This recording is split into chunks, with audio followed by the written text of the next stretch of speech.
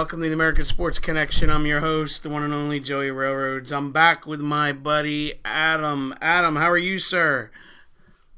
Hey, good evening. Doing good. How about you?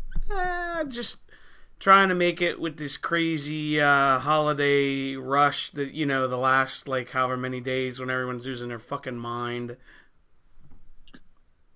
Um, yeah, I just avoid it. I know, I just mean, having to go... I isolate myself, and I'm very proud of that. Yeah, no, I just mean, just going to the grocery store or just any, random store, you're just it's all, insanity. Oh yeah, I know. I walked down to the hub in the little town where I live here. You've seen it. Yeah, yeah. And it was like stumbling onto the Autobahn. It was insane. And no one wants to do that. Nah, and I mean, I guess I'm showing my age, but I can remember when that intersection down the street from me was a nothing intersection with a blinking red light, and and there now was it's nothing there. chaos with There was multiple street lights. from nothing to Wawa, McDonald's, CVS, two diners, Dunkin' Donuts, Dollar Store, Wawa. and I'm Wawa, and And for those that aren't familiar with Wawa, two 'cause gas that's an stations. East Coast thing, it's basically just a gas station that has a food mart. Yeah, yeah, but let's not underplay it now. It has a great deal of cultural importance here. Oh, absolutely, because We don't. I've had an argument with people before about and this is another topic for another time, but the Wawa versus Sheets thing. Oh God. And The bottom line is whatever you have in your area, we mock it, we deride it, but no, that's all like you. like You own it. like I don't go there. like we use it constantly. Like, well, you and me use it every week. Oh, absolutely. We don't have a get together without paying our respects. Yeah. No, that's where I get my gas. Yeah, so it's all good. But Anyway, enough of that nonsense. Week 15 this week. Let's just go right into it. Let's see here. Thursday night we had the ratings winner of the Broncos beating up on the Colts 25-13. yeah, I guess we're not gonna spend a whole lot of time on this because CJ Anderson had a very good game, had the game of the year. Yep. And I guess it's also noteworthy that Simeon got hurt. The Colts, they really didn't do anything badly in this game except just not really move the football. I'll say this, considering their record and everything, they're still playing hard. Yeah, and I mean, they're just one of those teams that when they have a chance to win, they need to be offensively explosive. They're not going to win a game that they score 13 points. Lance, I couldn't agree more with you. He said, and the fucking sky cam in this game, will they just get rid of it? Yeah, I mean, I'm probably I going to hate it. I'm going to end up suing the NFL at some point because I think it's brought back my vertigo. I told We're Lance gonna have this. another ear surgery. I've told Lance this before. When I watch a game and they have that, I can only watch every other play or every third play because it gives me a headache. I can't. Yeah, I can't deal with it. I can't really I have to look at it sideways because if I Well, yeah, watch you it already straight have continuously, issues with your eye. yeah, exactly. And it's after a while, it starts to feel like my head is suddenly being yanked to the side, and I'm like losing all orientation. It's really creepy. It's kind of like those video games and TV shows in Japan, I guess, they seizure inducing. Maybe the NFL is trying to catch up with that technology. I don't know. Jesus Christ. It doesn't. Maybe. It doesn't offer anything. I mean, the bottom line is what does it offer in terms of entertainment value or perspective value? And I say nothing either way. Absolutely nothing. Yeah, I've had this conversation before with other people. It's almost like they're trying to get the and it might have been you actually, the Madden crowd. Maybe. Because it has Maybe. that view like the young kids do when they play Madden. Yeah, and you can switch the view. Yeah, I've wondered about it if they're not just trying to kind of parlay that into connecting to the Madden crowd. I don't But know, but I it's don't play Madden like that. But whatever. no, I know, but yeah, well, this is not a good selling point. If that's why they're doing it, it's not benefiting the viewership or entertainment That's value of the game. that's an interesting concept, Lance. He said he thinks they're doing it on purpose to tank the Thursday night ratings to have an excuse to cut them the Thursday night games. Um, I would be on board with that conspiracy, Lance, but my counterpoint to that would be just stop. You Yeah, don't need an excuse. You don't need the shoddy camera I agree. conspiracy. Just get rid of it. But yeah, so Broncos defense, Colts can't win a game if they score that low, and that's about it. And Simeon actually, or not Simeon, excuse me, Osweiler actually looked decent. He came in. I think the one interception that Denver threw was Simeon's, if I remember Yes, correctly. But the C.J. Anderson 30 carries, 158 yards. That's probably a formula that they're going to want to stick with look for the at. time being. You're going to want to look into that a little further, yeah, until the quarterback position gets straightened out. So if nothing else, maybe they discovered that a little bit. Right. All right. Next, we have the Lions hanging on and beating Chicago 20-10. Yeah, your alter ego, Mitch. He threw the ball 46 times. That's too many. Yeah. As per our discussion, they could not get the running game going at all. Although there certainly was time. Again and again, we have this discussion. They probably abandoned it too much too early. Howard only ends up with 10 carries. Tariq Cohen, they're using him so much in the gadgetry aspect of the game. He only got actually 2 running plays. But this was just kind of a situation where I think Stafford managed the game well. He had a nice economic 25 out of 33 performance. And the Bears just still struggling moving the football. And the way the league, that kind of like that 24 point window, if you can't get up there, unless your defense is really, really stout, you're going to lose a lot of games, the way the game planning and the rule book is now. I agree with You that. have to score about 24 points. And so Mitch is trying, he's spreading the ball around, and I really like Tariq Cohen. And I just want to mention about Cohen really quick that for those of you that haven't watched how exciting he is, he's got a touchdown in every offensive phase of the game this year. Like first guy since Gale Sayers, I think, to do that as a rookie or something like that. That's Another Bear, interesting. ironically. But in college, and maybe this is why his draft status was not higher, he was a running back only. He was not a pass catcher or a return guy at all. Huh. So not only has he taken on 2 completely new angles to his game, but he has to know a lot of the playbook because he's involved in every single phase Well, of the that's game. even more impressive. So it is impressive, and we've all seen the video of him catching the 2 footballs while doing a backflip. I mean, considering the fact that he was not a receiving back or much of a receiver at all, I mean, it just shows. I think he's committed to really becoming a very good football player, and he's exciting. So I'm looking forward to seeing him in the future. But right now, that was more so just the Bears like not able to move the football and get so many 3rd and longs in that game. So Yeah, many third. if you put a rookie quarterback in a lot of 3rd and longs, that's a recipe for disaster. And no go-to receiver. I mean, Yeah. no 3rd and 8, 3rd and 12 range receiver that he can Oh yeah, they've consistently. been devastated with injuries at that position. The whole really, I mean, I think the record aside, how hard and how competitively they've been playing is kind of a salute, given the fact that they've beaten 3 or 4 quality teams Yes. this year, and they've not really gotten their doors blown off, like an offensive line, defensive injuries, secondary, receivers.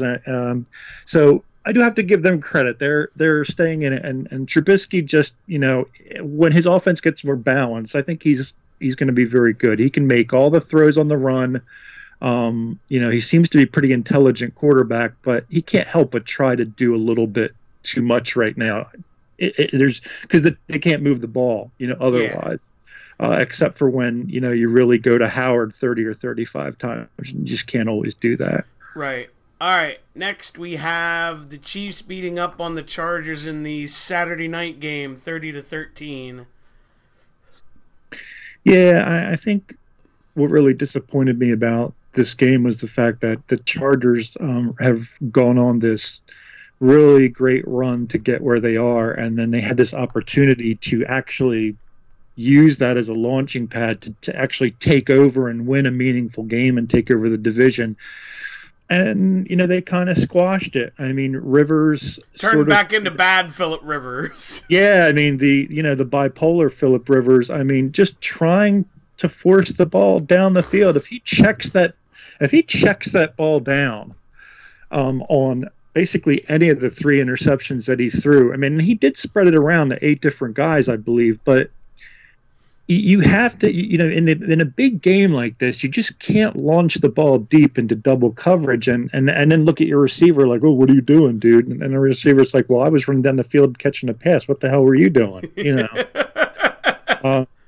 And Rivers always kind of has that annoying habit of like looking at this receiver like, you should have done this, and it's or like I should scream at him or yell at him or just kind of make that gesture like you did something you shouldn't have done, and it's like, what did I do wrong? Like not be 8 feet tall and jump over. And the other thing was in this game, Hunt finally gets back on a little bit of a roll because he had kind of hit the rookie wall, you would say. Yeah, and I think play calling had something to do with that. But in this game, yeah, he got a solid maybe 24 for $155, and then I think he caught 7 passes, so that's a total of over 30 touches and over 200. He had a receiving touchdown. Excuse me. Yes, so more balanced. I mean, Tyreek Hill 5 catches, Kelsey 6 catches. So I think that when the Chiefs get more balanced and they go more run heavy, that's usually where they can win a big game like this. Not a lot of gimmickry or anything. And then when the long ball was there, I'd give Alex Smith credit. In the last 2 or 3 games, he's been throwing the long ball really accurately. So. But the Chargers, they can't take that next step if they just want to play schoolyard ball. That game was close for so long, and they had so many opportunities. It was 17-13 going into the fourth quarter. Yeah, and you just can't keep throwing deep balls into multiple coverages. I don't understand what a quarterback with his level of experience expects to happen. You have to check it down anyway. I agree. All right. Next, we have the Ravens beating up on the lowly Browns, 27-10.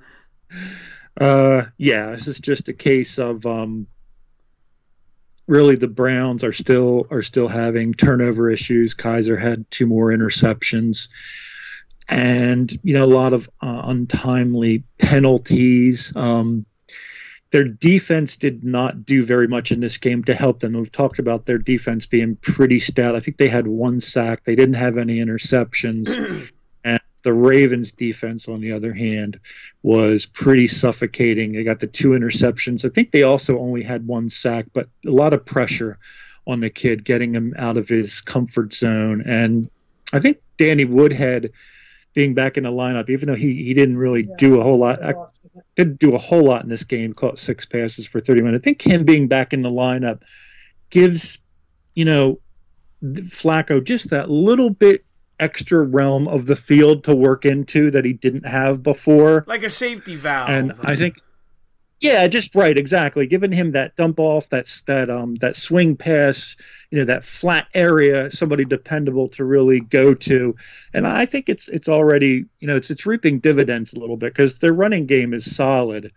I just think that they needed a dependable dump off guy because you got Watson, Wallace, Macklin. I mean, those guys, they kind of go down the field. And yes, they're mediocre.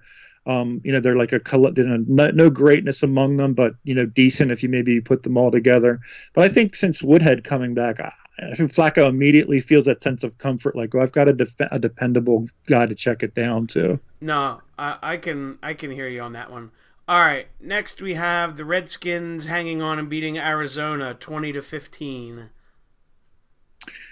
And yeah, actually, buddy, this is a game that, looking in the schedule weeks and weeks ago, we would have thought would have been a lot more meaningful. It's almost kind of sad that it wasn't, because both teams kind of played, they played pretty hard. I think, the Cardinals, obviously the quarterback position. I mean, look at this from Blaine Gabbert, 16 out of 41. Oh, that just absolutely is not going to do it. And then they were talking about signing him to an extension. Yeah. That one game a couple weeks ago where they won late with a field goal where he moved him in the scoring range, that was like his big fraudulent moment, like his big Matt Flynn moment. His fool's gold. Where he like duped everybody into thinking, well, this could be the. I mean, I understand that it's time for Arizona to move on at the quarterback position. I don't think anybody currently listed on that roster can or should be the future there. I think they just need to sweep out that entire department.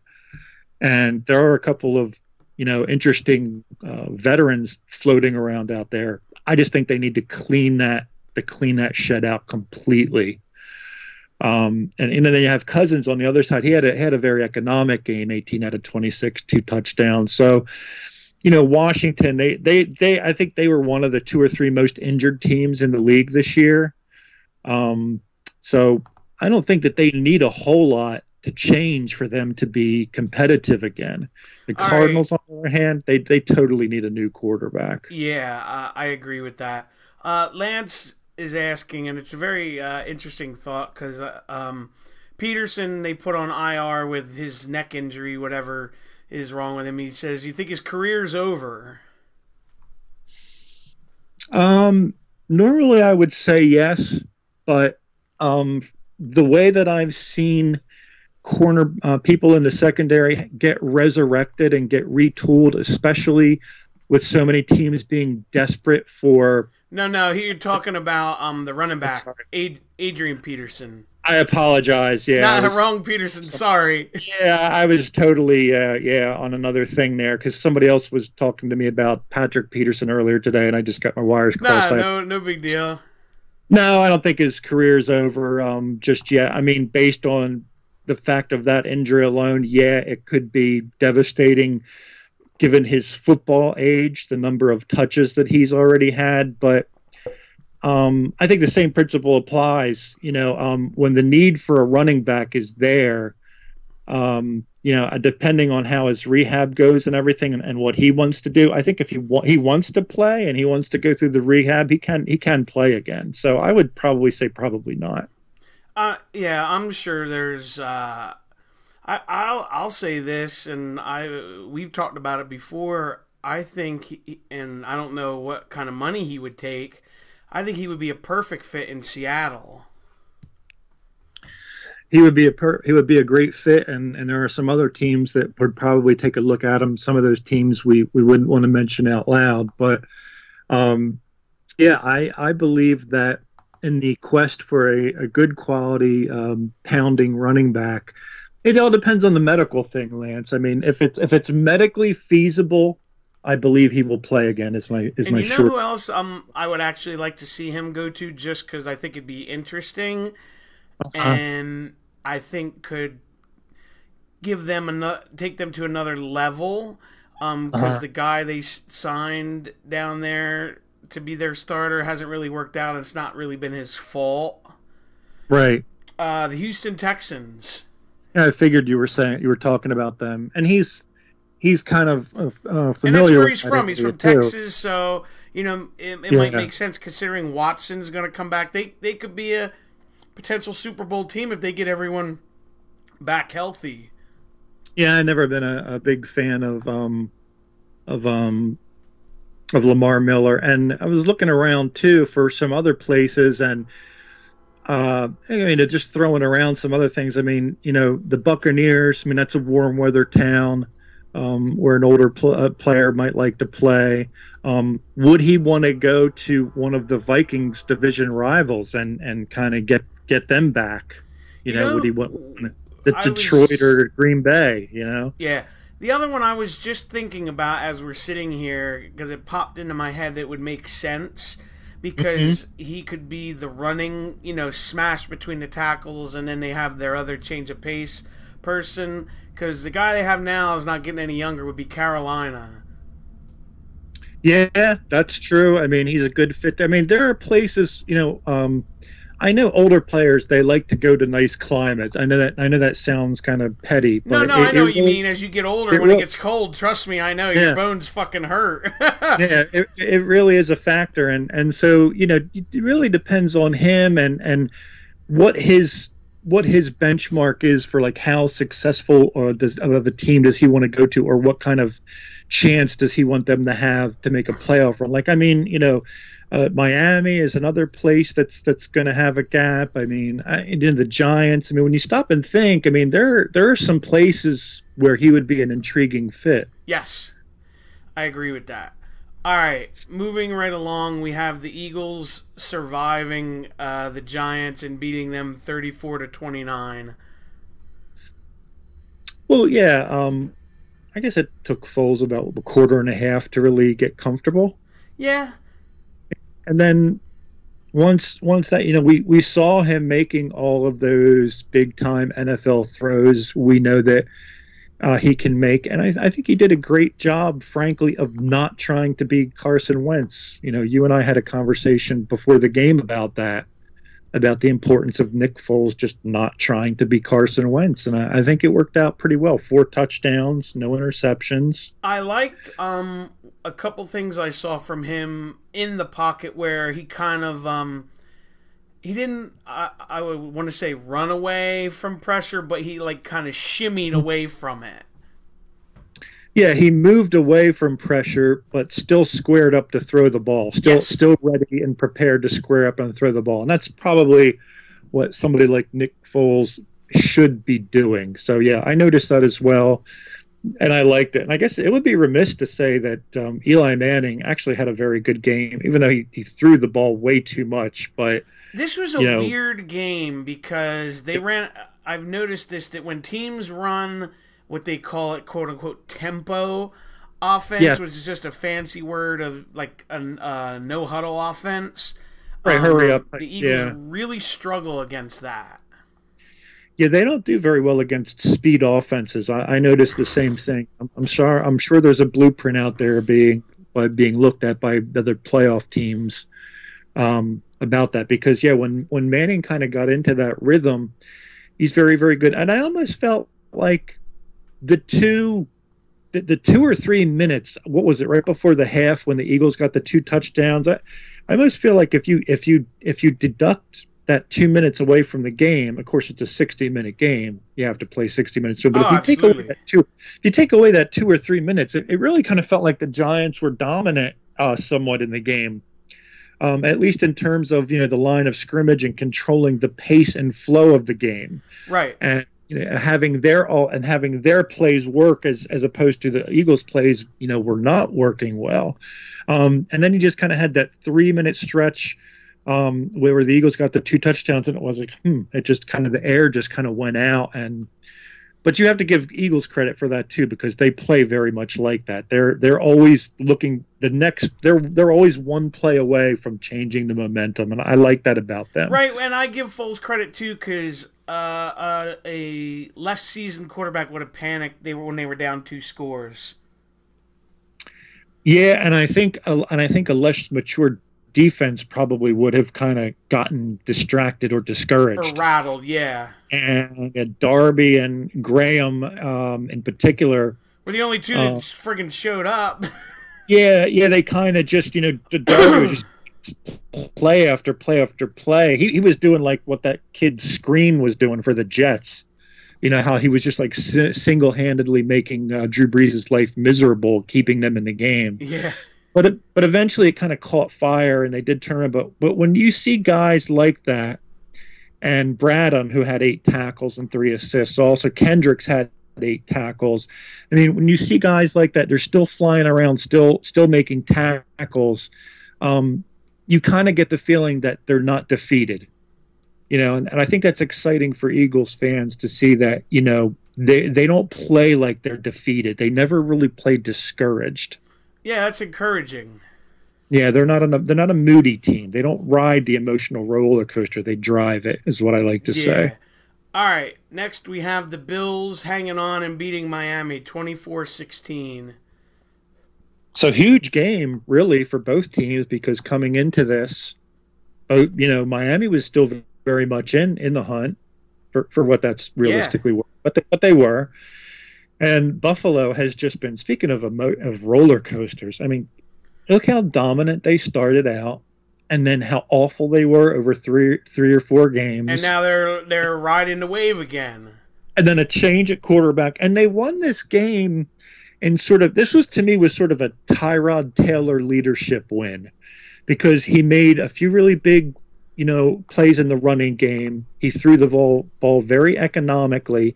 He got 224 yards on 17 completions. And he did not make a big mistake that really hurt them. So despite the fact that McCoy, 20 carries, 50 yards, very, very weak performance for him, this was sort of one of those gutsy wins that you wondered if the Bills could get a win like that. Yeah, and a little side note, I heard this today. Shady McCoy, because of this game, was the fifth fastest in NFL history to get to 10,000 rushing yards. Yeah, well, and it's amazing because we don't think of him on that level, but when you consider that and the fact that he might just be the most productive fourth quarter running back to ever play. He beat me to it. And the pace that he's on in terms of, missed tackles over a career. I mean, he's on that kind of pace where you don't have any choice but to think of him in the level of those elite top 5 to 7 guys. Oh, he's on a Hall of Fame level at this point. And the fact that he catches passes, 4 catches this past Sunday. And this is the thing, I just looked it up because I was curious. He's only 29. So, 2, 3, 4 more years. I mean, at least 2 to 3, at least he's 29, 30, 30, at least 2 more full seasons of prime productivity, you would think. Yeah, you would potentially see him in the top, 4 or 5, maybe in all-time rushing yards. Yeah, and just that with those other intangibles that we mentioned. Yeah, I really do kind of feel like he's Hall of Fame bound, because he's clutch. Yeah, because like he's a good finisher. Yeah, and he doesn't just ride the wave. I mean, he even now, you could say, well, has he lost a little bit of a step? Well, maybe, but he still makes guys miss a lot. And when a back continues to make guys miss a lot after losing that first step that they had when they were 23, 25, that bodes well for the latter phases of the career. I completely agree with you. All right. 3 interceptions. The Cutler watch, 3 interceptions. That's all you need to know. Yeah. About Miami in this game. That's funny. All right. Your buddy Drake is going to be good, though, not to cut you off, the guy on your fantasy team. Drake, I really like what I see from him. I really like it, too, and he caught a lot of passes in this game. That's another 2-tiered kind of guy, a guy that can play the physical run game. He averaged 4.9 carries, and I believe he caught 6 passes as well. So, yeah, opportunity for him, especially with Ajayi gone, to really emerge as an almost like an every down kind of producing back. Yeah, I agree with you. All right, moving on, we have Carolina beating the Packers 31-24. Yeah, this had to be pretty frustrating for Packers fans, because I know some of them did not want Rodgers to come back. The ones that did obviously did not want this result. But do you remember the conversation that we had during the week before this game, and what we talked about in terms of why this would be a mistake for Rodgers to play in this game? Because why? Because go ahead. Got a tough defense. Yeah, that defense was the wrong defense to reintroduce him I mean, and I'm not saying he couldn't play. He did make some good plays, but it's not a defense that even a seasoned player like Rodgers can just come back from injury and step on the field and mark. He's going to get hit. His receivers are going to get hit. There's going to be turnovers. By the way, poor Devontae Adams, just when he thought, just as soon as he got killed, as soon as the ink on the Danny Trevathan separation order is dry, they finally gets the protection order against Danny Trevathan, and this other guy comes along and kills him again. It's been a rough season for him, but the Carolina is a very physical, very aggressive ball stealing team. I mean, they do it in the secondary. Even the linebackers. I don't know that there's a group of linebackers in the league that generate as many turnovers as they do with as much speed and ferocity. It was not a good game for Rodgers to come back. Thomas Davis and Luke Kuechly are no joke, man. And then they have the other guy you really like. Which is? I can't remember his name. Lawson, is it? Shaq Lawson, and then they have Charles Davis on the line. And they have another K'Wan Short on the defensive line. Oh, I love their front seven is the truth. And man. then your favorite safety, Kurt Coleman. He's not even my favorite Coleman. I know. But I think too Cam Newton. I think Cam Newton played this game with a little bit of chip on his shoulder. Well, did you see the one? There's a video out of Clay Matthews audibling that he knew what the play was going to be from the look, right? And you hear him audibling, and Cam Newton sees it. He goes, "Oh, you think that's what it's going to be? Okay, watch this." And then he does the play, and he throws a touchdown over the middle to McCaffrey. Absolutely hilarious. He actually talked to him. Yeah, it was great. Viral video. If you guys but want to I go agree, out there and check it out. What Lance is saying in the chat. He says that the Packers put him on IR, but what a dumb move to put him in. Romo could have, pulled a Romo and got hurt worse because they said he was only about 80%. Yeah, you're right, Lance. And you got to consider the defense and considering the concussive physical, just collision style that Carolina plays. That just had bad news written all over it. But Newton, he really played with it. I think Newton was a little bit fed up with this myth that Rodgers was just going to come back and lead them on this, on this Camelot type of quest, to charge them into the playoffs. And Newton was like, "No, shut up. I'm going to throw 4 touchdowns and run for 60 yards and get out of here." Here we got. This is a really good question. I completely forgot about this. Rob in our chat said, "Can the Panthers survive with Thomas Davis suspended for the final 2 games of the regular season?" Yes. Yeah, I think the short answer is, Rob, is they could because of the talent in that section of the field, and that's a big loss. It's huge, and I'm not saying that it's not, but given the overall quality of the linebacking core and the overall front seven, I think that the short answer has to be yes. They can survive. They do have the one kid with the long hair that came in and filled in admirably in limited spurts when Kuechly went down. Now, I don't know. Yeah, I forget his name, but I know who you're talking about. Yeah, and he's not an every down guy, and he's certainly no Thomas Davis, but he is a good energy guy. I just think with the overall bulk they can absorb the hit. Like, there are a lot of teams out there that would be, okay, now that the defense is going to look completely different now. But Lawson will take it up a notch. Kuechly will take it up a notch. Charles Davis and Short will take it up a notch. And I think they can survive it. Tough games, but they can survive it. All right. Next, we have the Jaguars just annihilating Houston 45-7. Yeah, and are we actually going to spend this segment talking about Blake Bortles? I got 21 for 29, 326 yards, 3 touchdowns, no interception. Now, it's a blowout, I understand. But over the past month, Blake Bortles is the kind of quarterback that can actually pilot a Super Bowl team, not just kind of like be the guy to not make the non-mistake guy, the Dilfer or one of those kind of guys. And their defense is nasty. Their front four is the best.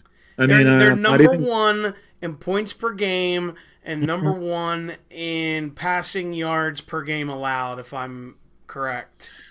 And I believe that they have the highest tandem sack combo total between Calais Campbell and the other fellow with the tricky name. I'm sorry, his name is escaping me at the moment, but I think they're number one. Bosa and Malcolm Jenkins are number two. So with two guys, they can create more havoc than any other pass rush in the league. But the whole front four, they've got the best front four in football right now. I'm not shy to say that. Oh yeah. And the way the offensive line is playing now, Fournette. We'd like to see him back. People. They got 7 yards of carry out of a fella by the name of Corey Grant Sunday. Yeah, no so you idea. can run. Yeah, I don't know. Chris Ivory, T.J. Yeldon, and then it's funny. This kid Bohannon comes in and scores 2 touchdowns on 2 carries, and I'm sure fantasy owners were all foaming at the mouth and going insane.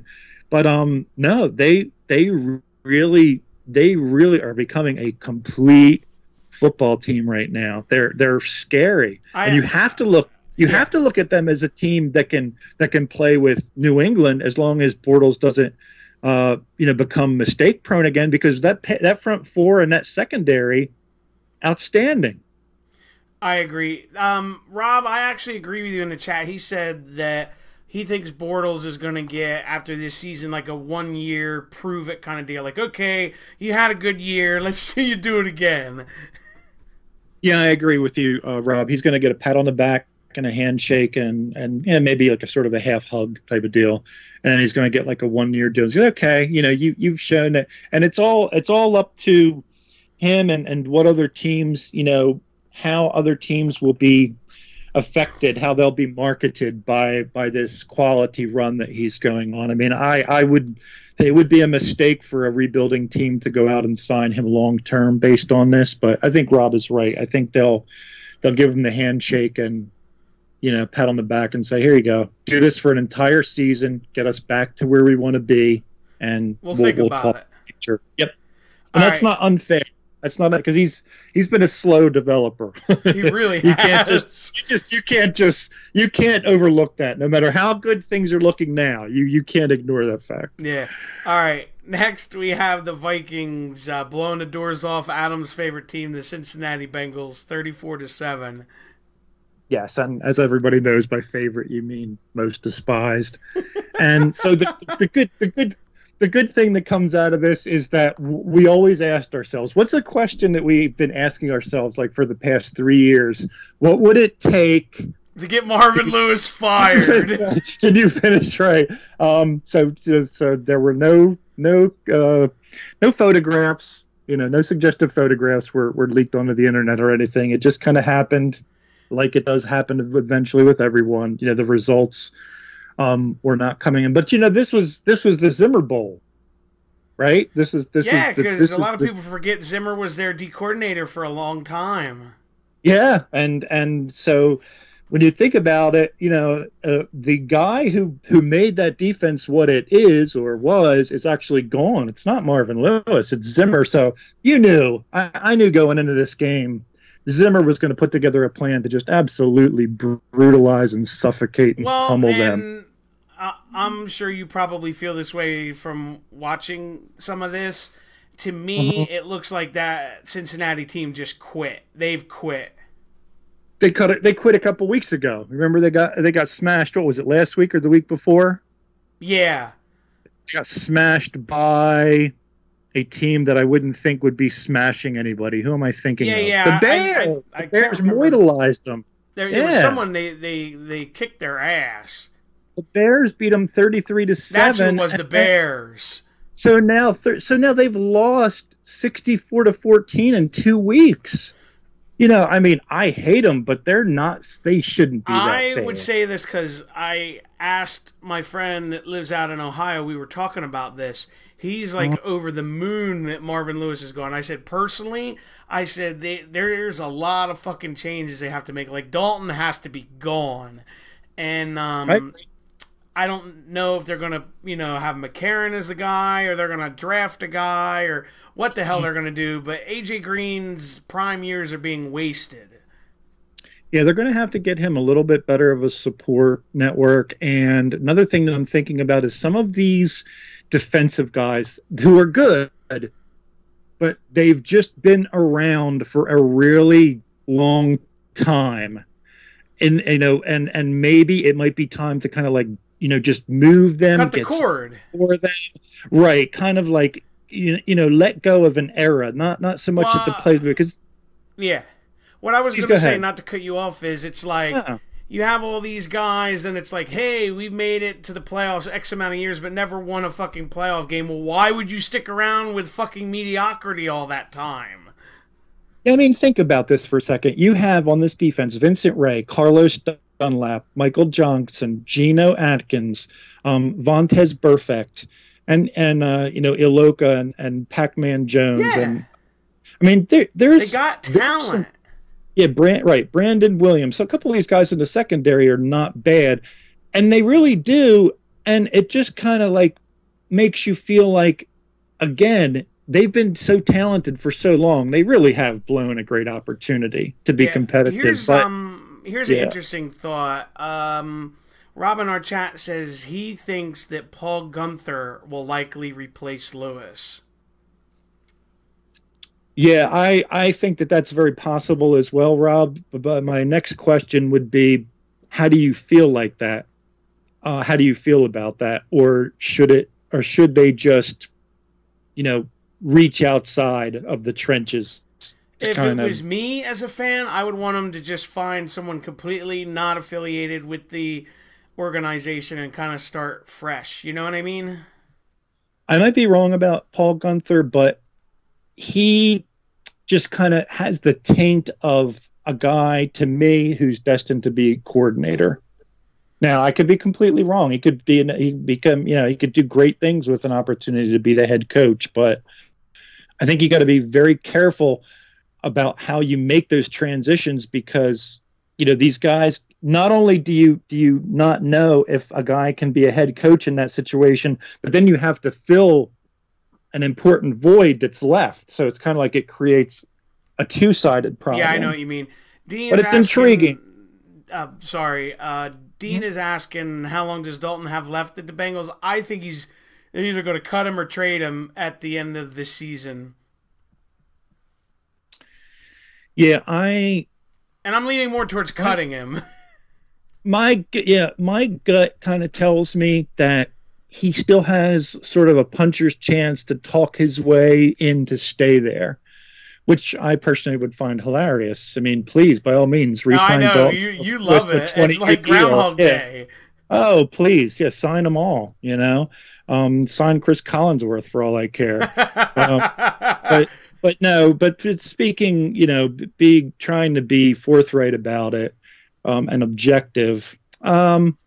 I think that he could still talk his way into staying there, but I think that his best chance for success and their best chance for success both involve him going elsewhere. And I think eventually both parties will realize that. I just don't know how soon.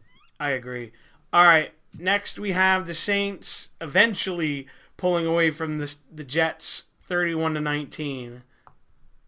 Yeah, this was a patience type of game because the Jets really came out and played hellifyingly hard. And I got to give a shout out to that Buster Screen. He was just demolishing everything. And I was going to say, from the snippets I saw this game, but then as it went on, he got worse. But from what I saw early on from Bryce Petty, he didn't look terrible. It's difficult to gauge because, the Saints do have a couple talented guys in the secondary, and they were just not really giving him any opportunities to look good, if you know what I mean. Sometimes defenses give new quarterback, chances to look good just to see what he can do. I mean, he just under 50%, not even 5 yards per attempt, 1 touchdown, 2 interceptions. So now he was a non-factor, and they didn't run the ball particularly well either. The two primary backs both averaged 3 yards a carry. So actually, very good defensive job by the Saints, and just patience on the offense, allowing that running game to eventually kind of break things open a little bit. Yeah, because as you would call him, the Swiss Army knife Kamara, he's just something else. Yeah, I mean, and he's the kind of guy that for a young player, I noticed that you can squeeze him out of a game early and he'll stick around and keep trying to make plays and keep trying to. Some younger players, we know this, especially the explosive ones, they don't get the ball and get a big play early, they're out. Mentally, they're out of it. Because to the Jets' credit, they really bottled him up. They bottled him up, and they shut down Michael Thomas until that one scoring drive where he caught like 4 passes on the drive. Yeah, late in the third, I believe. Yeah, and up until then, he only had, I think, only 3 catches. So they did do actually a very good job, a good job of patience offensively. But this is what I think is going to make them difficult in the playoffs, the Saints.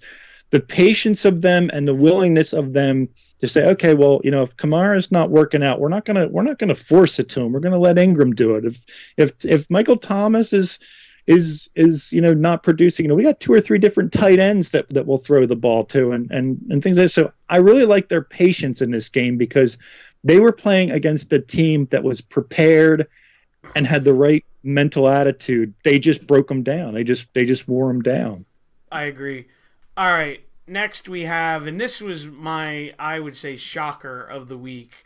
The Rams blowing the barn doors off Seattle, 42-7. Yeah, and I think I would like to start by getting some feedback from the guys in the group. How did this happen? Yeah. I mean, there's a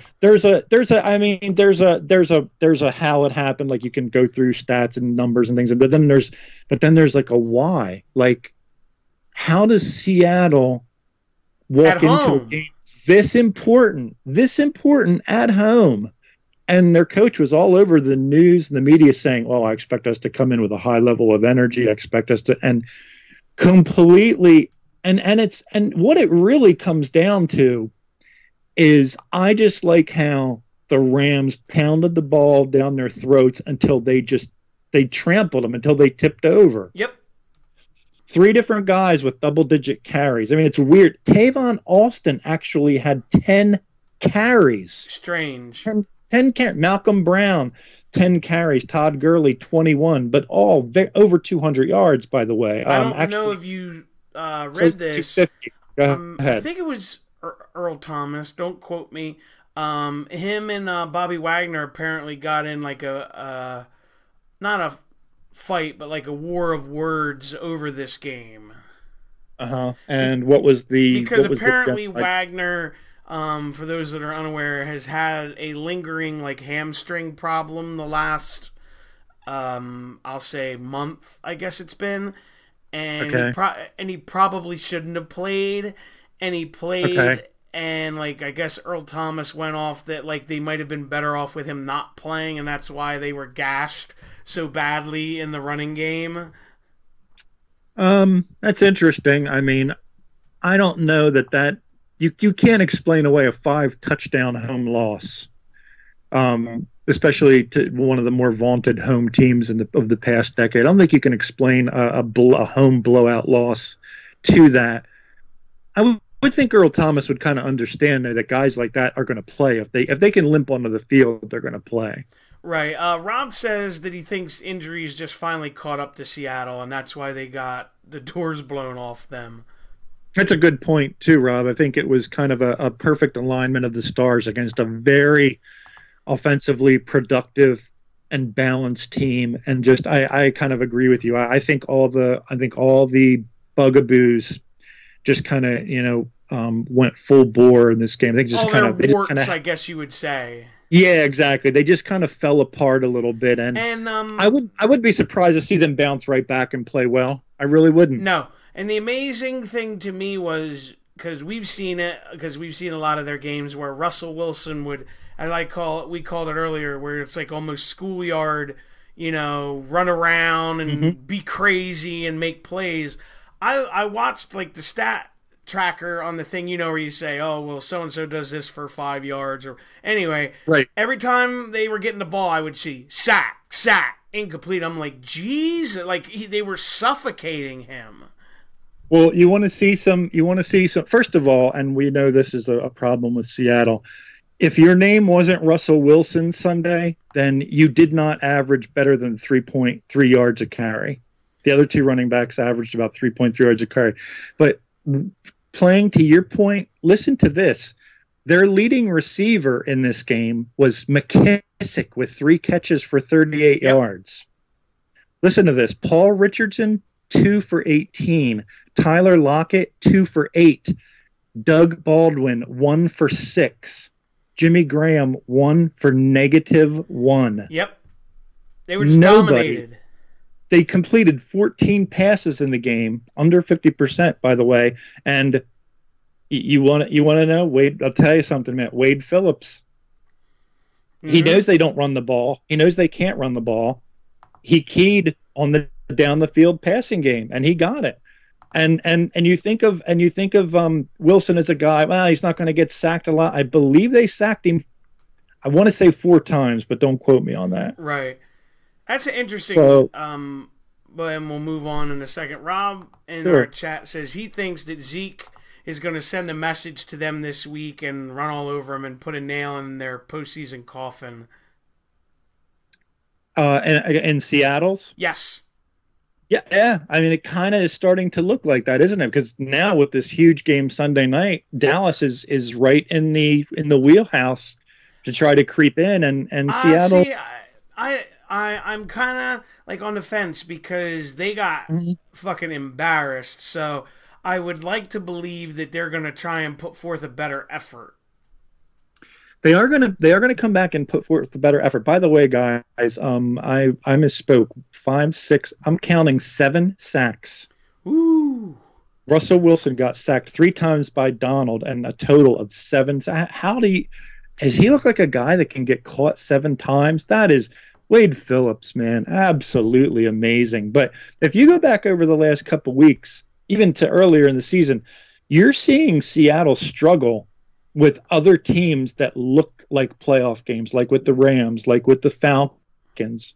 They beat the Eagles, but I believe they lost. Didn't they lose at home the week before they played? They lost like back-to-back games at home.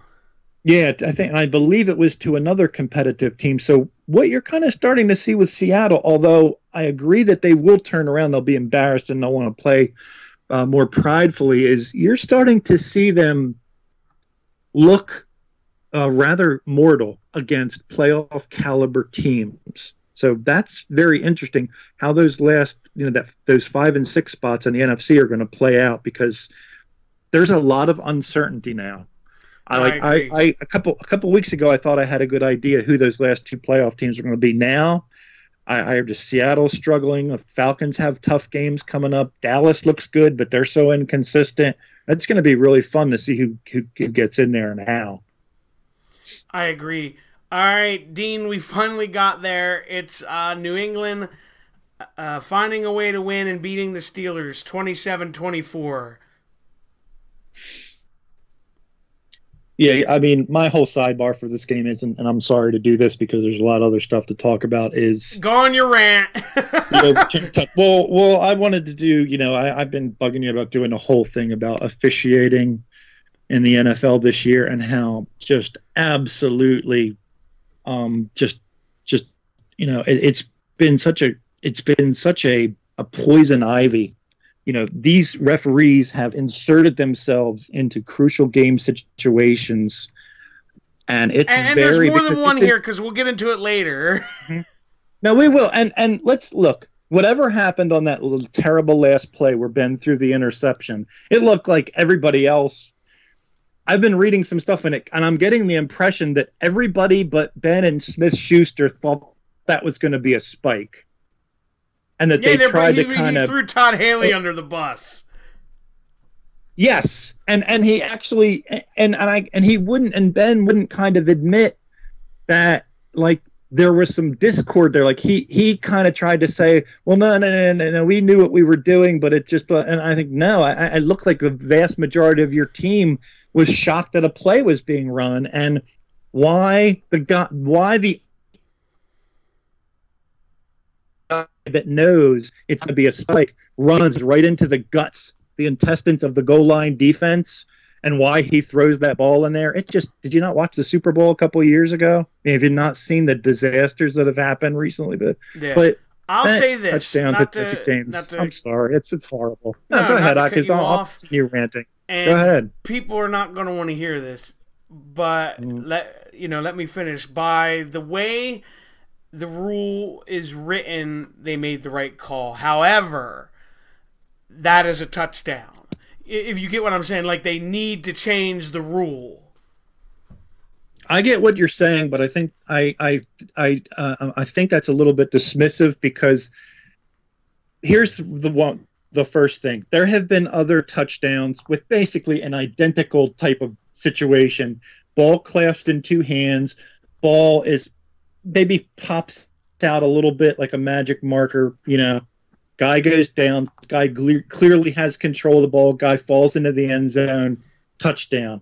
So I understand. I do believe the rule needs to be changed, but that's kind of like a secondary discussion to the fact that nobody knows what a catch is in the NFL. I know, and I can. You and I watch. Yeah. Go ahead. I was going to say, we the watch other football one that together I every Sunday. vividly can think of is the Calvin Johnson one from years ago, a few years back against the Bears. He had two different ones on opening day games. Yeah, that's the one I'm talking about. And actually, the rules have changed since then. But the more they try to define, fix it, then they make it worse.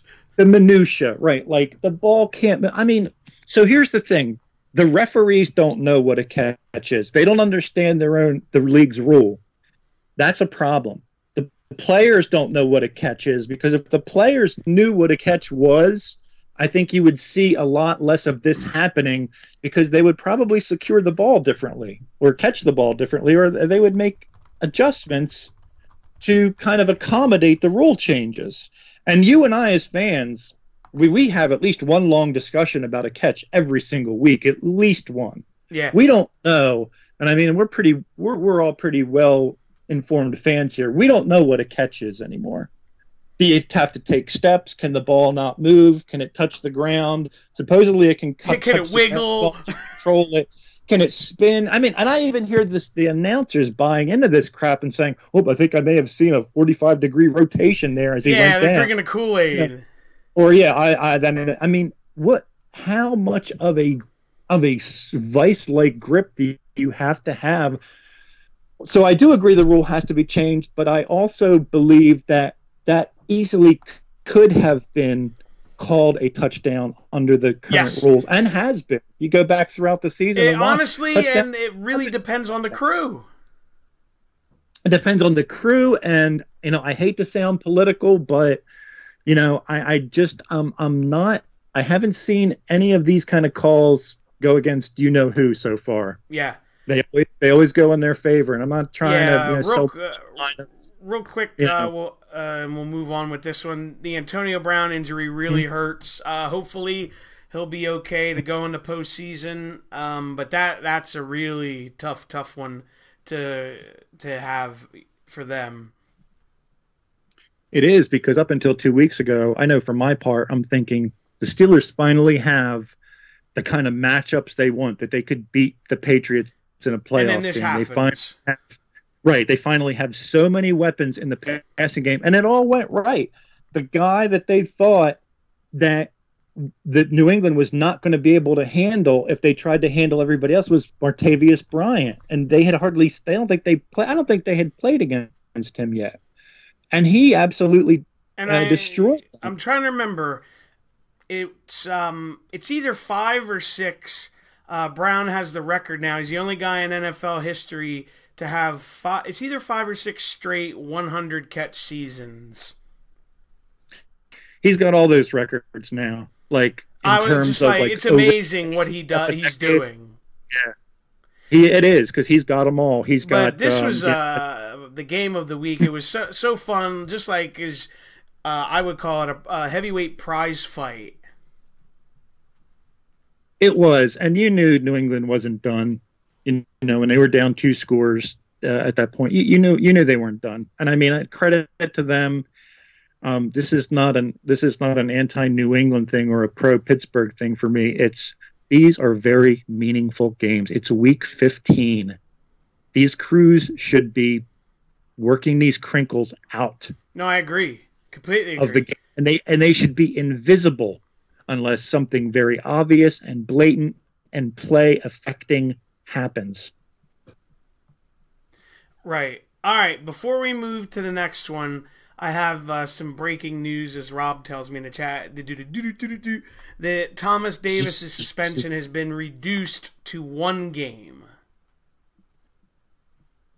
Well, so certainly that's a big deal, you know, because if he's out the rest of the season, it kind of you know, puts a kibosh. Yeah, Carolina's not going to have their base defense of package for the rest of the year. How's that going to affect these last 2 years? But I think actually knowing that they'll have him back in 2 weeks will help them this week. If you get my drift. Yeah, mentally. I know exactly what you mean. Like if we could just get it done against the Buccaneers Sunday. If we could just get it done there, you know, then we'll have him back for you know, for the following game. Which all those NFC South games, they're going to be tough. That's going to be a real mishmash. Oh yeah, that's going to be brutal the last 2 weeks. Mm-hmm. All right. Next, we have San Francisco upsetting the Titans 25-23. So here's your big team costing themselves, or I think the Titans are still technically, are they still the 6, I believe? I believe so. Let me double check. While you do that, I'll just say not necessarily costing a playoff spot, but boy, what a costly loss in a team that you absolutely had to go out there and put away. Yeah. Unbelievable. So are they still the 6 as of right now? They are the 5. Okay, so they're still it's an interesting thing about the AFC.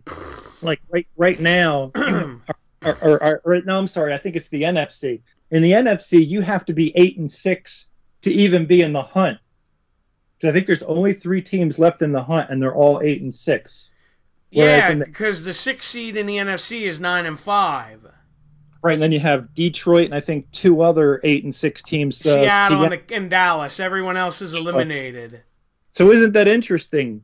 That you have that, but then in the AFC, still kind of chaotic, like where the Titans are in the AFC, so they can actually hold a 5 seed with an 8-6 record, but you can't. And Garoppolo played a great game, but so did Mariota. As a matter of fact, the one thing I wanted to throw out there for you guys about this game is the quarterback play for all the games you would expect to see that was excellent. The 2 quarterbacks were a combined 54 out of 76, and they threw 3 touchdowns and no interceptions and over 600 yards. Yeah, man. I gotta say, New England might have regret trading Garofalo, man, because even with I don't want to say substandard, but mishmash kind of talent out there, he's winning games.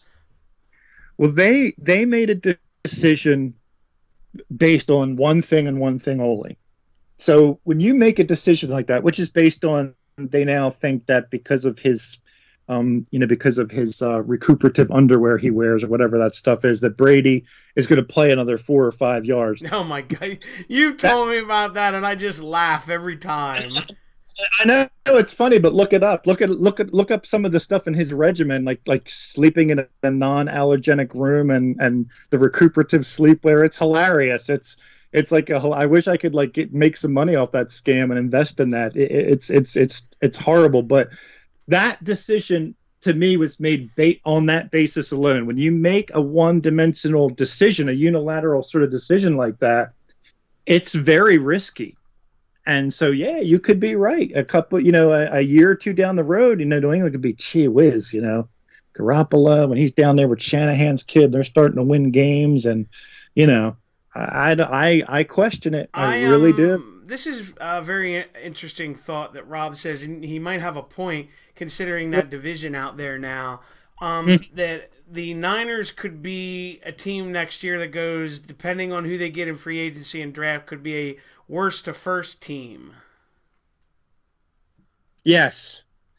I think Rob has a good point, because particularly not just what they're doing and how good they're looking relative to their record. When you think at what is happening to the other teams in the West. Yeah, because Seattle, you could see, is kind of on the back end, I would say, of their run. Arizona needs a quarterback, you know, so it would realistically just be them and the Rams. Right, and to Rob's point, we don't really know if this Rams season is going to be one of those if it's a fluke. If it has staying power, or if it's just they called everybody off guard and everything. And now it's like, okay, now we figured you out. Now what can you do? You would think not, because of the front four that they have, and because of, you know, a Gurley. I think you have to. By the way, I think you have to start making a case for Gurley as MVP, maybe. Oh, too. Absolutely. He carries such a huge bulk of that offense, but yeah, it's an interesting point. Rob is right. That division could get totally turned upside down next year. And one more thing he says before we move on is he said he's starting to think Mariota is gonna fall under the bust category. And any particular reason? I'm just telling you what he says. Let's see if what he says. Yeah, and that's true too. The old Rams-Niners rivalry renewed from the 80s, late 80s. That would be fun. Yeah, the old concussed Chris Miller rivalry. Or like every time they played, Chris Miller got a concussion. Yeah, those games were vicious back then. They were nasty. And even when the Niners were much better than the Rams, you know, the Rams always had this overwhelming desire to beat them. You know? I remember you telling me the story that Jerry Rice said about them. Which is? The one where he always wanted to like kick their ass or something to that effect. Yeah. Oh, yeah, right. Well, they were always the one team to him that, like, he couldn't understand why they talk so much trash, because the Niners were so much better than them in that era. Oh, he said because he's seen a lot of subpar performances this year by Mariota. Yeah. I understand where you're coming from, Ro. I do think Mariota's at a critical juncture, but I also think that a couple other things, like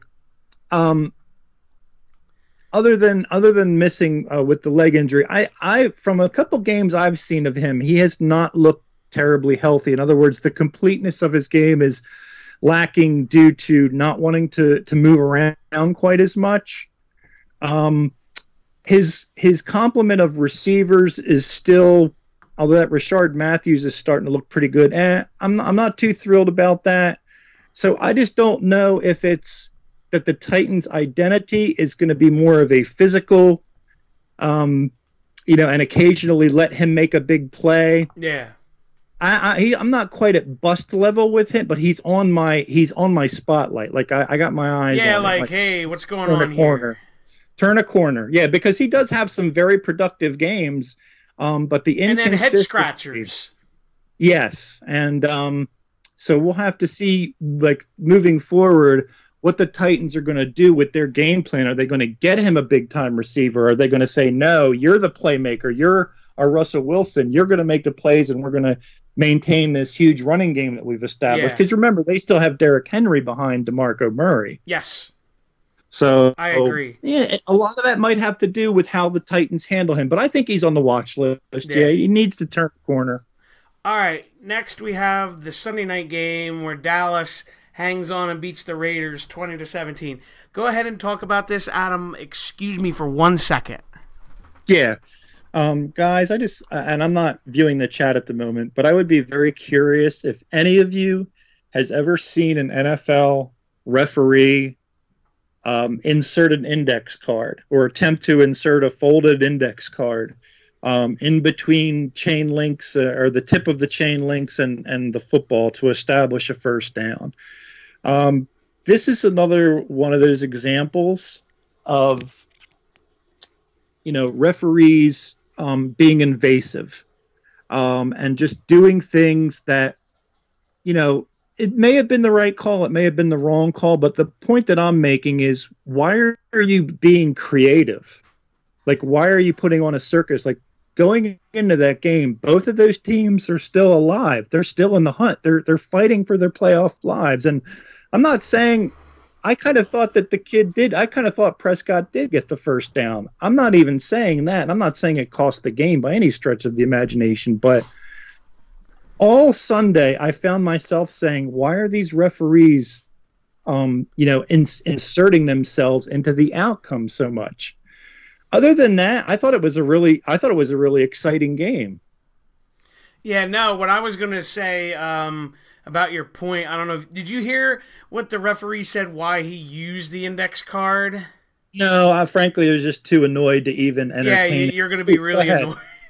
Right, go ahead. I can't wait to hear this. He said he knew he didn't even need the index card. He knew it was a first down. He used it as like a visual aid to be like, hey, look, he's got it.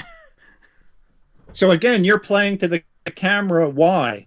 I know. Why do you need to be concerned about the perception of the audience and not concerned with getting that post on a perfect 90-degree angle so you can measure accurately? And then I heard this. I don't know how true this is, because we had talked about this earlier the other day, that the league, to me, it's amazing that they still use the chain gang.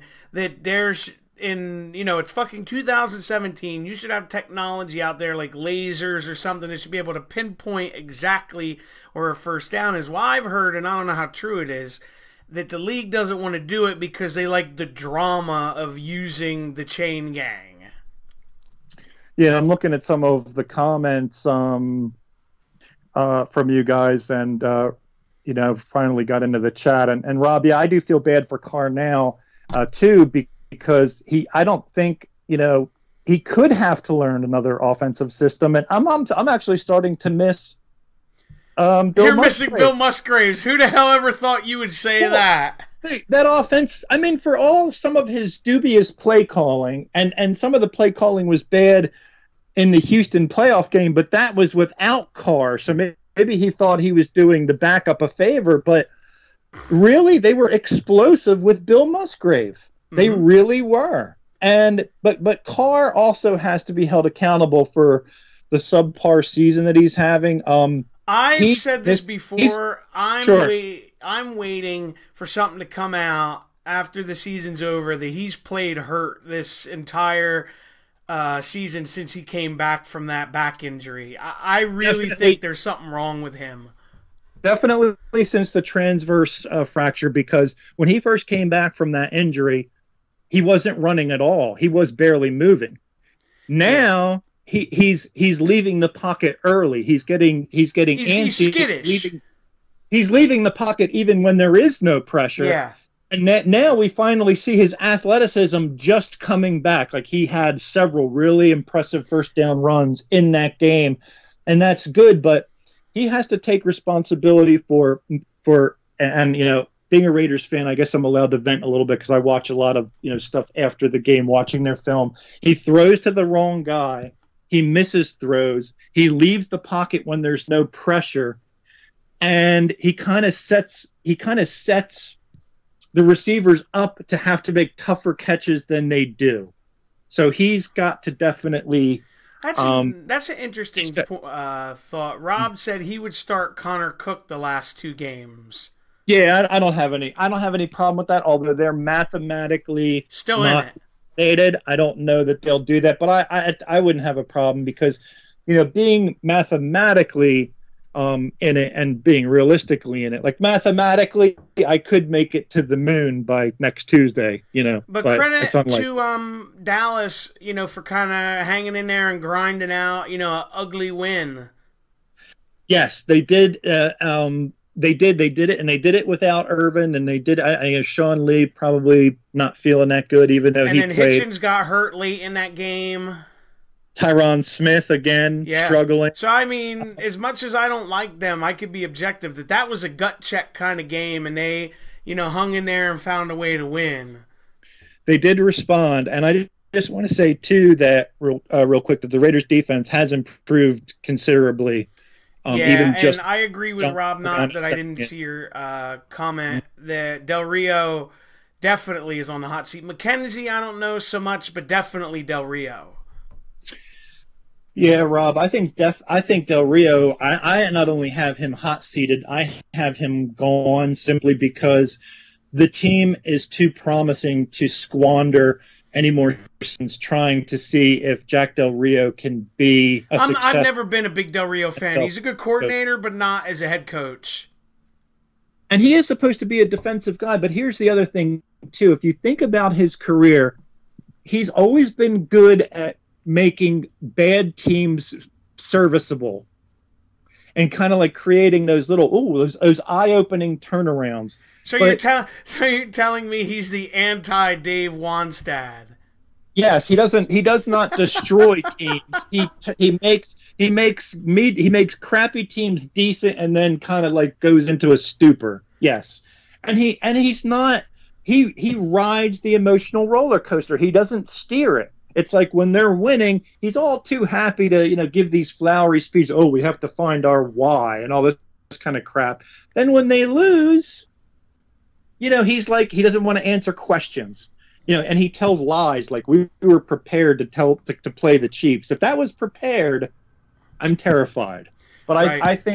I think he's got to go. McKenzie, not just yet, but I think definitely Del Rio is not the head coach to take him next level. Yeah, Rob is saying he thinks he'll get one more year. Oh, here's something interesting. The Steelers just signed Stephen Ridley. Yeah, because Connor went on IR, right? Yes. Yeah, that's what I heard. Okay. All right. And now, last but certainly not least, last night's game, Atlanta hanging on and beating Tampa 24-21. Well, you know what I'm going to say about this game, actually, in a losing effort? I was pretty impressed by Jameis Winston. Yes. Coming back from injury and playing a team that usually has a good pass rush and a pretty good ball-hawking secondary, and he was very impressive in this game. Very accurate, very cool under pressure, and looking downfield, he finished 27 out of 35 for 299 and 3 touchdowns. I was very impressed by that. I think O.J. Howard getting hurt on that touchdown really hurt them in the scheme of this game. That's true. And one concern that I do have for Atlanta is that their defense had been looking pretty ferocious in the pass rush and turnover generating department. Mm-hmm. And now they're starting to look like they kind of sometimes have trouble getting off the field. Like they're giving up third downs, they're giving up big plays. And if I were an Atlanta fan, I would want to see that fixed damn quick, or you're going to be watching the playoffs. I agree with you, Rob. I think Dirk Cutter's probably fired after the end of this season. It's very possible. Because they've really disappointed. And I got to give Atlanta credit because they just found a way to win this game, because they really kind of took Julio Jones out of this game, who really gashed them the last time they played. They ran the ball. Then they ran it with a reckless, nasty abandon. Which I mean, I love the way that Freeman hits the hole. He is one of those backs. And by the time he is handed the ball, I don't know that there are 2 or 3 other backs in the league that are already moving at a higher rate of speed than he is, because he reminds me of Tomlinson. He's looking where he's going to go before he gets the ball. And I like it because, and maybe it's just the camera doesn't do it justice, is he looks small, but when he hits someone, like last night I'm watching the game, he really like lowered the boom on somebody. Good point. And here's my anti-Skycam point. I wish all the games would do audio like Monday Night does. Because you ever notice on Monday Night Every collision sounds like two cement trucks crashing into each other. Yeah, it was funny last night, now that you mentioned this, about Monday Night Football. It was, I think, one of the coaches or something, and you know how they have, like, the mics all around the field. Well, you hear someone, like, screaming, like, fucking this and that, and the camera, or the mics, excuse me, picked it up. And you hear, I forget the guy's name that does the game with Gruden. And okay, yeah. You hear the guy cussing, like saying the F word, this and that and that and this, and it gets picked up, and the guy, the calls the game with him is like, oh, and that's like all you hear him say. It was so funny. Yeah, like, oh my, yeah. I remember exactly what you're talking about. I think it might have been like Matt Ryan, like say effing get set or something like that. Yeah. It was just so funny because he was like stunned by it. He was like, ooh. Yeah. But no, that was kind of funny. This was a fun game either way. Before we go on to make the picks for this week, Lance had a comment. He said he actually had the Raiders in the championship game. Do you think it was the team that was the biggest disappointment this year overall? Probably only because they were pretty much widely and across the board thought that the offense would still be explosive and that Lynch would give it the running game a more pounding effect. The defense would improve. And I think that the vast majority basically had the AFC as Patriots, Steelers, Raiders, and everybody else. Yes. So in terms of, in whatever you want to say about whatever you thought about other teams, I think just in raw majority expectation, yeah, I think you would have to put the Raiders as one of the most disappointing teams. I agree with that.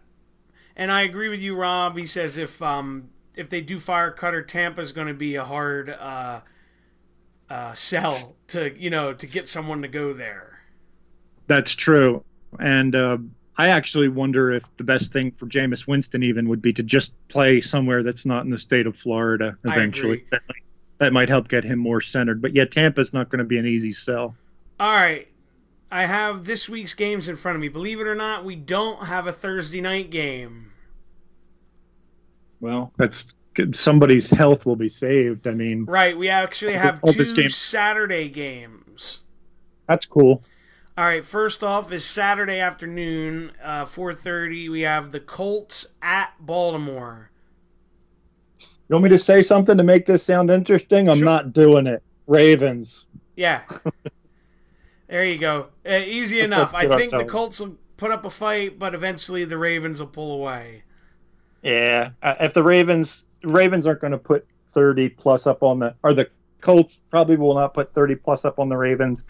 And if they somehow do, the Ravens might have put up 55. So yeah. But that's like and this Saturday night game just got a lot less appealing. Minnesota traveling to Green Bay. Other than the fact that Minnesota just has to be careful of that letdown of thinking we're going to face Rodgers and now we're not facing Rodgers. Yeah.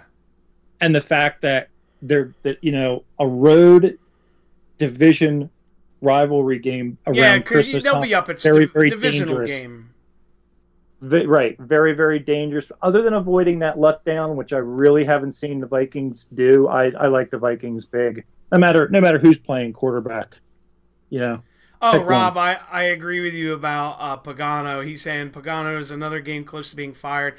I think and people don't take this the wrong way. I think he should have been fired 2 years ago. They kind of did him, I don't want to say a favor, but like he kind of kept his job, I think, because he beat cancer. And I'm not trying to be mean, but I think that's what they did. It's a feel-good story that should not have been felt so good. Right. It's Rob, been like, we're glad you beat it, but I think Bridgewater will come in week 17, depending if Minnesota is if they're locked in to where they're like they can't get any higher or lower, you might see him in week 17. I would say that, and a combination of how they are in the Green Bay game. Like if they're they get sloppy or not, if they get an insurmountable lead, earlier, something 'Cause like I know that. he came in the game they were in this week briefly. 0 for 2 with a pick. Yeah. I know that I don't know why teams do that. That shows me nothing. Yeah. So All right. Next, we have the Rams traveling to the East Coast to play the Tennessee Titans. interesting game. Let's see. I'm gonna They have take the just Rams. Fisher. They just Tennessee really laid an egg, and I don't know if that's going to snowball now because the Rams are looking pretty damn good. The Rams are the smarter team because it took them a shorter period of time to discover the fraudulence of Jeff Fisher than it did the Titans. Yeah, I agree. I'll take the Rams because they're too explosive offensively. You see what happens when the Titans play a team like that, like the Steelers, they can't hang. Yeah. All right, next. This is one of the big matchups of this week. Buffalo traveling to New England. Huge, but for now I have to go with New England. I think I that agree. I would love to see the Bills win, yeah. but until I see it, I got to take New England. Let's see here. Next is this is an interesting one. The Browns traveling to Chicago. Is this where the Browns could get their first win of their season? Absolutely. However, I'm not going to pick them, but I wouldn't be shocked if they found a way to win. It's a great opportunity to get off the goose egg. My thing is that the Bears, when they typically do win, they usually force turnovers, and that's a marriage made in hell for the Browns. Yes. They are just so mistake prone. So I prohibitively like the Bears. Yeah, I'll take the Bears too. Here's another good one. Atlanta traveling to the Saints. Great game. Given the way that the defense is playing right now and the completeness of the offense, the consistency of the offense to kind of force a defense to play to their game plan, I'm going to take the Saints in this game. I'm not too thrilled about Atlanta right now. I was going to say that. To me, the Saints are the more complete team, not doing like dumb shit. You know what I mean? And right. They just, like you said, they've learned to kind of weather the storm. I can see them winning, and like Ryan probably doing something dopey because he's really fallen back this year from his MVP season. Yep, he has. He's taken a big step back ever since that pick in the Super Bowl. Oh boy, he's really gotten rid of that turnover bug. Oh my God, what the hell happened? And next we have the Lions traveling to Cincy. This could be a tougher game than the Lions would like it to be, but that's probably just because the Lions do not consistently put because they're the Lions. In these situations, yeah, but because they're on the bubble and they need it, and Cincinnati has been outscored like 70-14 over the past 2 weeks, I'll take the Lions. I was going to say, yeah, I'll take the Lions too, just because, like we had mentioned before, they've quit that team for Marvin Lewis. They're just like, yeah, whatever, see ya. they look done. When Rob mentions that Browns-Bears game, he thinks both of those coaches are going to be going on. That's interesting. I could see Fox surviving on the first year with a rookie quarterback ticket. But I would have expected the Bears would be playing at a much higher level by now. Yeah, I agree. Hugh Jackson, I have no idea. For Hugh Jackson, that's like roll the dice. Yeah, just get out, Hugh. Don't wait for them to do it to you. Just catch a red eye. Yeah. All right. Next, we have Tampa Bay going to Carolina. Yeah, I wouldn't want to play against this Carolina defense right now, with or without Davis. Might be some matchup problems in the passing game, but teams have shown that they can survive that with Tampa Bay and still win. So I definitely like Carolina. I agree with Carolina. That's an interesting. Real quick, they said in the chat, should Dalton or McCarron start? I would start McCarron personally for Cincinnati. I don't see. Yeah, I'm trying to think. I had to go back and think about who they're playing, and I mean, it doesn't really matter. I'm fine with shutting Dalton down and letting McCarron flex his muscles a little, show it. If they're serious about taking a hard look at the quarterback position, they might just want to let McCarron play for that purpose. Because the Detroit's not like the kind of defense that's going to like destroy the confidence of a quarterback. So why not? If you're serious about making a move, or if Dalton's is uncertain for the future, then by all means play McCarron. Yeah. All right. Next we have Miami traveling to KC. Kansas City seems to have gotten things back on track, and Miami is just still Cutler. The turnovers against that defense. I don't like the outcome there. Actually, it's funny because Miami is still mathematically in the hunt. In the hunt still, yes. Yeah, which is hilarious. But I like Kansas City pretty big in this game. Yeah, I like Kansas City as well. Here's another interesting one, I guess you would say. Denver traveling to the East Coast to play at Washington. Yeah, maybe we could maybe we could consider Denver one of the more disappointing teams of the season as well. Yep, very much so. I don't know what you guys think about that. Although to me, their quarterback situation was never really answered. No. So I didn't quite have as much to go on with that. But you said, they're going to play the Skins. Yeah, at 1:00. Yeah, I think I'll have to just chalk this one up to the quarterback position and say that the more stable quarterback situation is probably going to win. But I could see this being another very similar game to Washington, Arizona, very 2017 kind of deal. Yeah, but I'll take the Redskins in this one. Cousins kind of might figure a way out to do it. Okay. All right. Next, we have the Chargers traveling to the East to play at the Jets.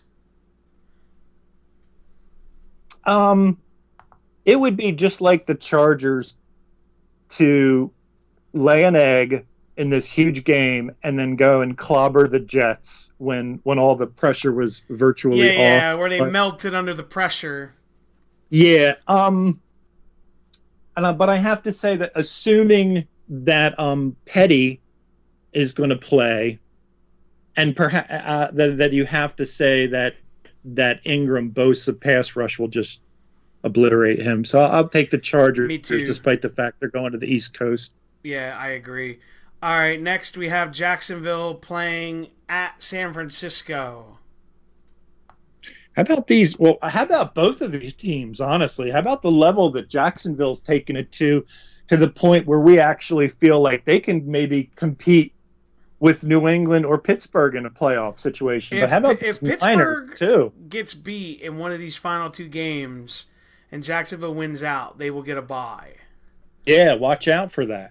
And how about these Niners? They've been playing their butts off 4 in a all row season, even with the 0 start. But I think that the Jags, they have everything. They don't have a whole lot of questions or a whole lot of problems to solve right now. So I'm going to take Jacksonville. I agree. I'm going the same. Next, we have Seattle traveling to Dallas. It's been so long since we've even considered picking against Seattle at this time of the season when they've really needed a game. And although I'm finally seriously considering it, to me, what defines this game is the inconsistency of Dallas.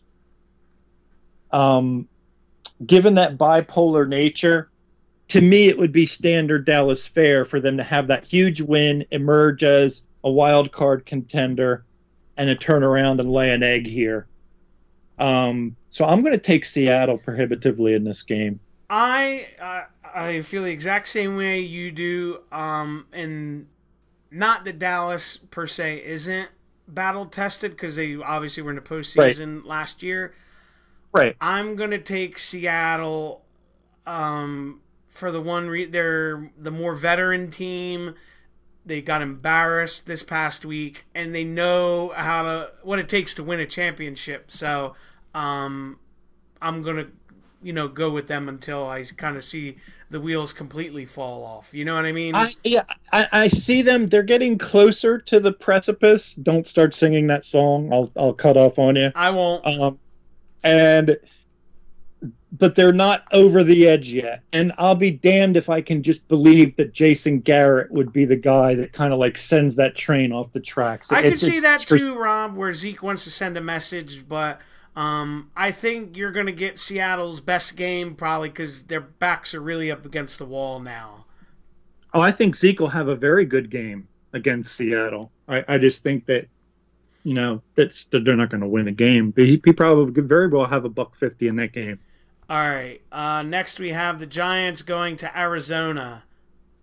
And if I could just say quickly, whoever wants to hear Joey sing in the chat, no, you do not want to hear that. You merely think you do. So, maybe when I could years ago, not so much now. If you guys stick with us through the end of the season and the playoffs, we may give you a first duet at the end of yes, we will. Cause cut it out. Be a sport.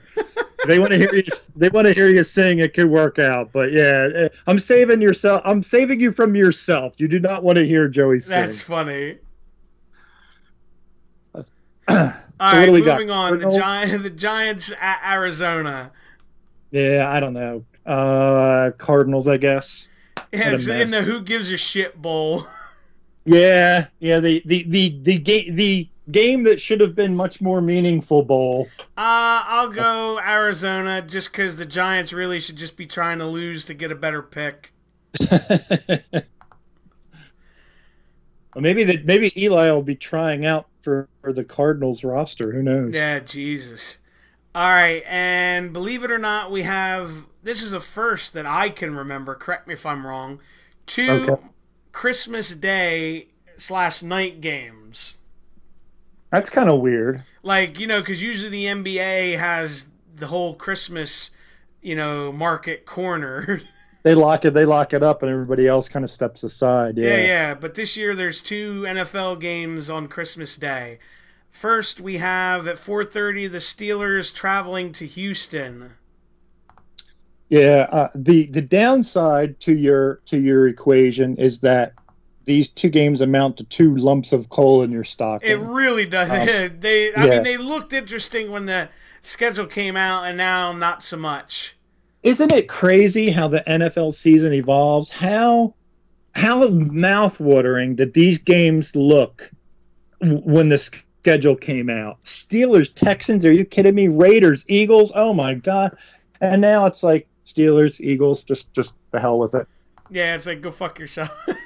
It's sad because the schedule makers had the right idea, but it didn't play out. Yeah. I'm taking the Steelers. You think O'Brien's gone? It's getting talked about a lot, and I even see it in Rob the chat mentioned here. it. Yeah, I don't think it's going to happen yet. I think that you could be justified in doing or not doing it. But actually what I like about O'Brien is the level that he has taken them to, given the injuries and the instability of the quarterback position. He still has made them a playoff team. Now, how long do you hang your hat on that before you start wanting more? I don't know. But I think you have to give him a chance to get Watson back, to get his quarterback of the future back, and that would be very interesting. Rob, he said they could. I would be intrigued by that because I've heard a lot of good things about him. Potentially promoting Mike Vrabel. Yeah, Vrabel's definitely going to be a head coach somewhere. I would be intrigued by that because I've heard nothing but good things. He's in the house. He's already got a key card. So I've said this before to because one of my very good friends is a Texans fan. If they come back completely healthy with the talent they have, in my opinion, they are a Super Bowl caliber team. Yeah, Joey, we always say that. We say that year after year. Well, I mean, but they finally got the piece that they desperately needed, the most Oh, I know. important one. Now they got the quarterback, and it is crucial. But I just feel like I'm just repeating the same mantra. You got to get out there. All And do right, it, last one, and certainly not least, the Raiders coming into Philly. Eagles. Of course, Eagles. And Lance wants to know, before I do all my plugs and all that stuff and we get out of here, he says, the big question, who do we have tonight in the Boca Raton Bowl? My big question is who's playing in it? I actually think that's Lane Kiffin's team playing. The other team, then. I don't even know. But you know I'm what? about to look it up. Bear with me. Go ahead. But a really big. Yeah, it's his team, the Florida Atlantic Owls against the Akron Zips.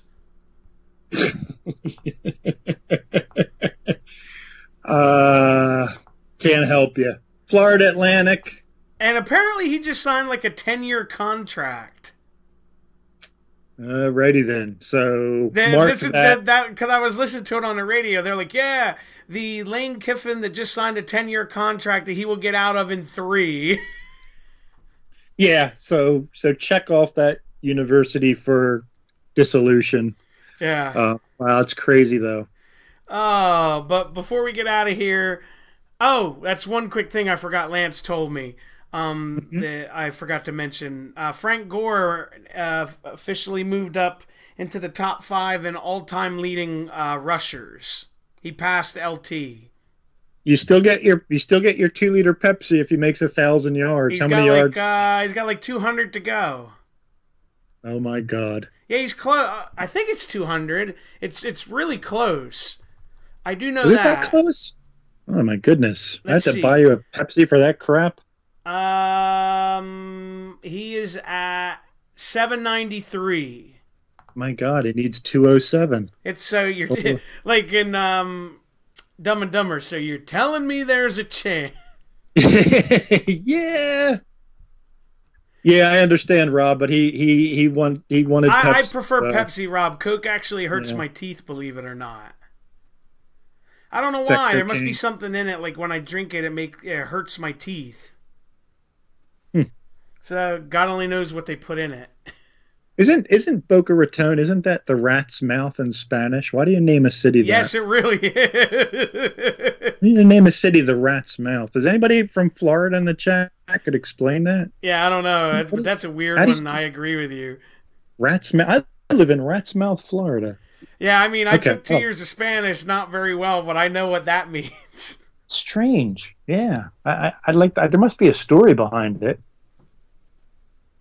Yeah, I'm going to have to look that one up. But before we get out of here, don't forget to check out our social media pages, facebook.com/American Sports Connection, or on Twitter, it's at ASC Pods. Easy enough to remember. So don't forget to give us a like, comment, subscribe, share, give it a thumbs up, all that good stuff. And we'll see you back next week.